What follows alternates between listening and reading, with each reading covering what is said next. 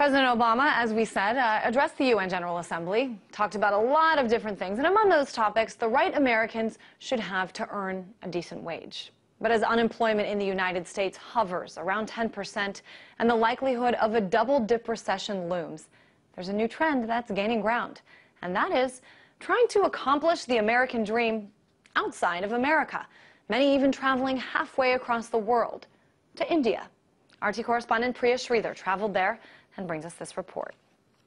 It's Thursday morning in Bangalore, India, and the morning bustle is just beginning. But beyond the bustle, on the other side of Bangalore, a different kind of morning is underway. A quiet morning at the center of what's being called India's IT boom. There's definitely a sense of excitement here. Things are looking up for India. Even throughout this recession, things have remained positive here, and you can't really say the same thing about the States. For Colin Murphy, that excitement drew him here to the campus of one of India's biggest IT companies, Infosys. The 43-acre self-contained community boasts 21st century architecture, gourmet dining, and environmentally friendly transportation for the outsourcing giant's employees. Separated from the pollution and chaos of Bangalore life, this oasis provides a look at a new, emerging India that is attracting the best and brightest from India, and now from the U.S. too. We have students from Stanford, students from Harvard, students from MIT. They get to understand what is Infosys, what's the IT industry, and because most of the internships are based in India, what is India? And part of that is just about breaking myths and misconceptions. It's an ironic twist. After decades of what was called the Indian brain drain, a new era has begun. One in which thousands of Americans are packing up their things and finding better jobs in this land of new opportunity. For future leaders, I think it's something that's quite interesting but attractive for these individuals.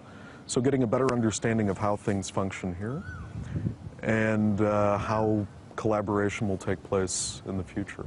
Infosys is one of a handful of Indian companies that is actively courting America's top talent.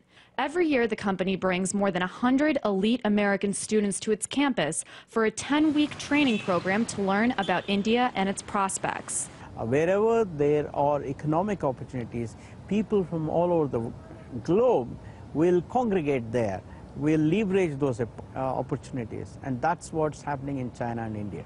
And those opportunities aren't limited to Infosys. Valerie Rosinski came to work in an Indian startup after spending 3 years in Silicon Valley. India has been an increasingly interesting market, and as it becomes easier and easier to be here with better infrastructure and things like that, more and more people are bound to come. Most Americans who come to Bangalore for work don't live on the modern manicured campus at Infosys. And when you move halfway across the planet to India, you also have to deal with the problems here, like traffic congestion, power outages, and monsoons. But despite that, experts predict that by 2015, American companies will move 3.5 million jobs abroad, and many of those jobs will come right here to India. And Americans like Rosinski who make the leap to India also have to adjust to everyday life in a country of 1 billion. One thing you absolutely have to have if you move to India is a lot of patience and a lot of tolerance for things to go wrong, things to be dirty, things to just happen not your way. It's a reality that these Americans must accept if they hope to succeed in this globalized world. Globalization is all about people from different nationalities coming together in pursuit of a common goal. This is all about leveraging the power of globalization. It's all about leveraging the power of the new economic order. A new economic order that might just turn the world upside down. Priya Sridhar, RT, Bangalore, India. And Priya joins us now in the studio, fresh back from India. Let's talk about this, Priya. I mean, you've got a lot of Americans coming into India, and I know, among other topics, you're an international correspondent, but you're also, you've covered immigration extensively. Is India going to start a program where they're going to stop Americans from coming in?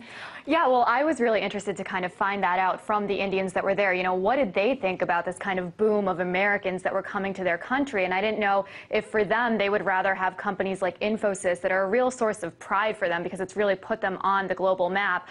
If they would feel like, you know, companies like that really owe it to the Indians to give them jobs. But, you know, they said that, hey, we are happy that we're on the global map. We're so excited that, you know, all these Americans are taking an interest in our country, and it's really spurring kind of the economy in Bangalore. You know, when the Americans come, they're bringing the dollars with them, they're spending money there, they're going out to the bars, they're shopping and everything like that. So, you know, they felt like it was a great thing for their country. And I think kind of what I realized, I've traveled to India since I was very small, and I go there every couple of years. And this time when I went there, I noticed a lot of what these Americans were saying. There's a sense of excitement there.